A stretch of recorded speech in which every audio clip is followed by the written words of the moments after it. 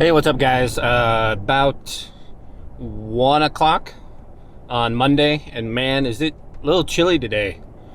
It's about, I think says 56 degrees, so we haven't seen stuff like this since, you know, last spring. So it's actually kind of nice not to have the AC on. But yeah, just running a few errands today, going and gonna get some fertilizer for my fall fertilizations, and also probably go pick up some seed. So I'm gonna be doing some overseeding this year, which I've actually never done before. And the guy who I used to work with, you know, when I was getting my business, you know, off the ground this past spring, overseeding is something I wanted to offer, but he actually ended up talking me out of it just because he said he doesn't really see a benefit. And he said most people don't actually see a benefit themselves. So what he said talked me out of doing it in the spring, and I just didn't want to do it in the fall either. You know, I've heard the fall is the best time to actually do it, you know, because in the springtime, if you do it and you put down pre-emergent, then that can prevent the seed from germinating. So the best time to do it, I've heard, is the fall.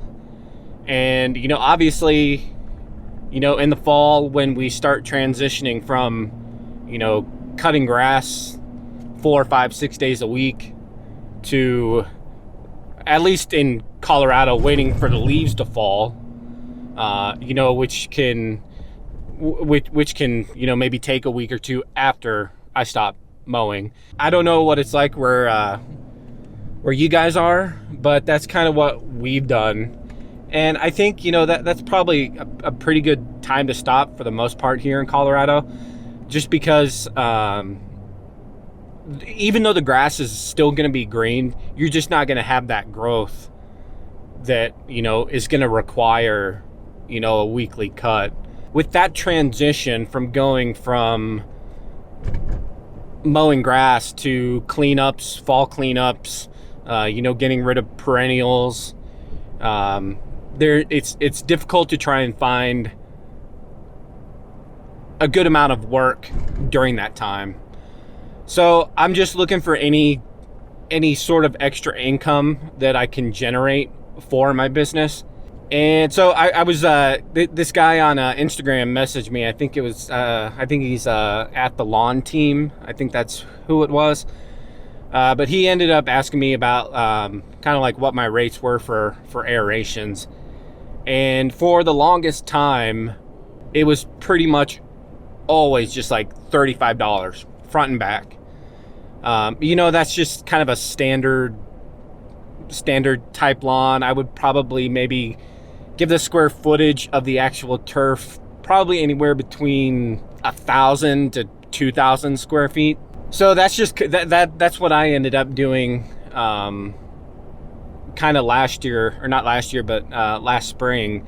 Is, you know, I didn't want to raise rates like too crazy, but at the same time, I know how much more challenging it is to aerate a yard. I mean, the machines are clunkier.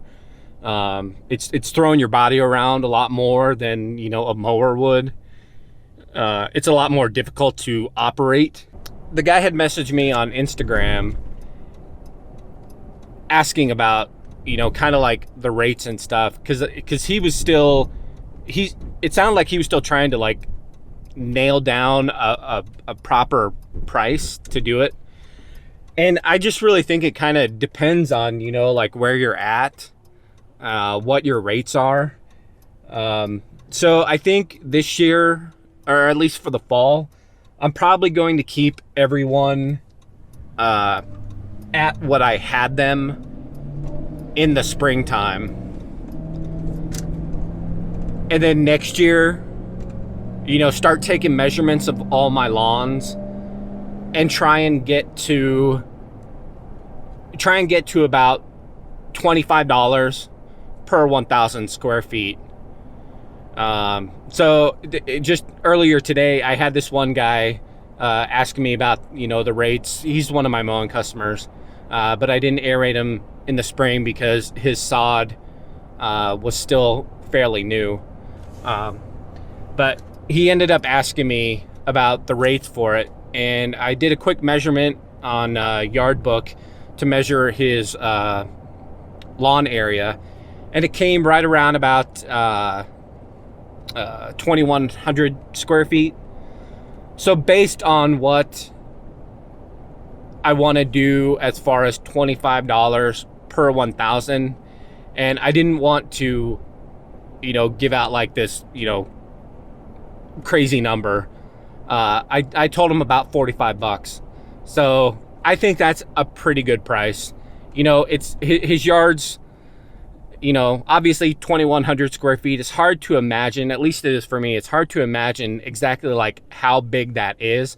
But just when you know that you have a customer and when you look at that lawn and it's like, oh, that's about 2,000 square feet, then you know you can keep that in your mind of, you know, when you go to other yards or whatever, and you know you can kind of see, you just start remembering, you know, all this stuff, and you can just look at it and, you know, say, okay, yeah, that's 2,000 square feet, that's 3,000 square feet or whatever. So yeah, he wants aeration, so 45 for that, and then fertilizer, I told him $35. So right there, that's 80 bucks, you know, for aeration and fertilizer, which, you know, is pretty darn good, I think. He also was asking about overseeding, because what I actually ended up doing was yesterday I sent an email out to all my customers, you know, talking about, you know, how the fall is actually the best time to aerate lawns, and you know, kind of go through like why aeration helps lawns, because I think a lot of people, especially a lot of homeowners, just think that they hear it from someone else that like, oh yeah, I just need to aerate my lawn. They don't know why. So if you help educate the customer as to why it's good to do it, I think that, you know, provides value that your company can give to your customers or potential customers. So I did, you know, I explained a little bit, and then below that, I included a link to information on aeration. And then, you know, right below that, I, you know, talked about overseeding, because honestly, I wasn't going to overseed. And I just thought at the last second, I would throw that in there and, you know, just kind of see what comes back as far as, you know, responses for the overseeding. And then below that one, you know, I talked about the fertilizer and, you know, why fertilizer is good for a yard, especially in the fall. So, and below that one too, I also, you know, put a link for, you know, explaining why, you know, fertilizer is good for a yard. So it's just not my information that I'm giving to my customers, but it's like, I'm able to document that, yeah, it's not just me who says this, but it's, you know, so-and-so. So hopefully, you know, providing that value to my clients, they will see that and appreciate it. And hopefully, you know, in the coming years, you know, people who might not fertilize at all, or people who might not aerate at all, and people who might not overseed at all will see that value that I've added in explaining these things. And, you know, maybe one year they just might be like, oh yeah, I'll give it a shot and see what happens. So that's what I ended up doing, sending that all out. And as far as the overseeding jobs, I ended up getting three overseeding jobs. So I got to get, I'm going to site one, and I'm going to pick up some fertilizer, and then, you know, a bag of seed, and just see how far that seed stretches. So yeah, the seeding job, the overseeding job that I have, I charged that guy, or I told him $100 for it. And I was texting this to him, and he replied back. He's like, great, well, if it sounds good, go ahead and do it all. And I was like, I was just like dumbfounded, like, what? Like, that's like 180 bucks that you're wanting me to do stuff to your yard. And this guy's yard, I charge him 25 bucks to cut his yard. Like, I don't make 180 bucks off of this customer in 1 month, you know? And it's like, I can spend half an hour, 45 minutes tops at this guy's place and make 180 bucks.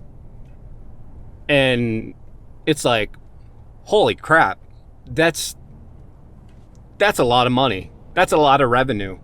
If you're unsure about providing certain services, do your research. You know, look up how to overseed, look up how to aerate, look up how to fertilize.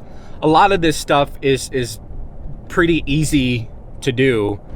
You know, fertilizer, pretty easy to do, especially if you have the right spreader. Aeration, pretty easy to do as long as the customer has their sprinklers marked. And you know, that's why I tell my customers, if your sprinklers aren't marked by the time I'm out there to aerate and, you know, I break one, I'm not responsible for it. And, you know, I typically tend to stay 6 to 8 inches away from the edges of the perimeter, you know, just so I don't, you know, hit sprinklers. But yeah, you know, if you're ever unsure about this stuff, you know, reach out to, you know, leave a comment and, you know, ask questions. Find people on Instagram, you know, find other YouTube videos that, you know, can help explain these things to you and help show you how to do them.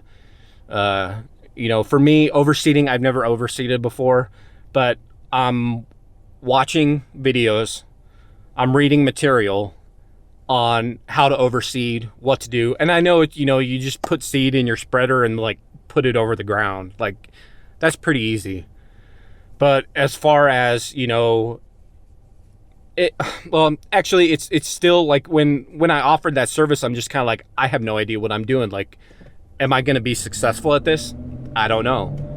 I'm going to be watching videos, reading up on material just to make sure when I go step on that yard to put the seed down after I aerate, that as best as I can, I know what I'm doing.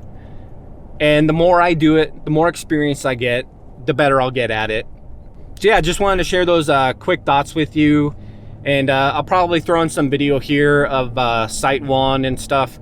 Hope you guys are having a great day. Have a great week. Hope you guys crush it and keep making money. Offer services that you might not normally offer. And, you know, it's a great way to increase revenue in this fall time. So, all right. Yeah, we'll see you guys in the next video. All right. Take it easy.